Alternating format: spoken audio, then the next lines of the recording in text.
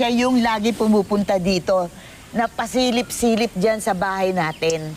Nagmamanman. Lagi siyang nakabelong itim. Tapos medyo matalim yung mata niya. Pero ang ginawa ko, alam mo? Ginanong ko sa mukha yung bawang. Halo, takbo siyang gano'n, no? Gano'n ang mga aswang, takot sa bawang. Sa probinsya namin, gano'n. Lola naman, wala na naniniwala sa aswang ngayon. Di totoo yan. Hoy, ano ka ba? Pag ikaw, may nangyari dyan sa apo ko sa tuhod, sinasabi ko sa'yo. Kaya lagi kang maglalagay ng bawang dyan sa bulsa mo o kaya hawak mong ganyan. Lola, ano po bang itsura ng babaeng nakita niyo?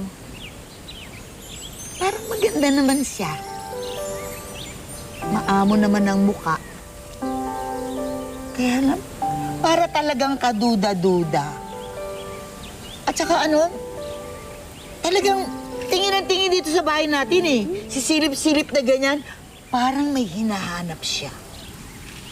Di kaya si Mami yun. Aswang bang mami mo? Ay, Lola, hindi po. Baka lang mami ni Edward yung nakita niyo kasi di ba nagpadala ng regalo. Oh. Baka lang mami. Ay, sandali. Ito Lola. Ganyan ba yung mukha nung nakita niyo? Ay, hindi ko alam, hindi ko maaninag. Kasi gabi nga, kung magpakita, gabi. Hindi ko alam. Sayang naman. Yani, ba't kasi meron ka pa niyan? Uy, Tago mo na yan o itapon mo na lang. bakit naman? Mukhang ang saya-saya niyo nga dito.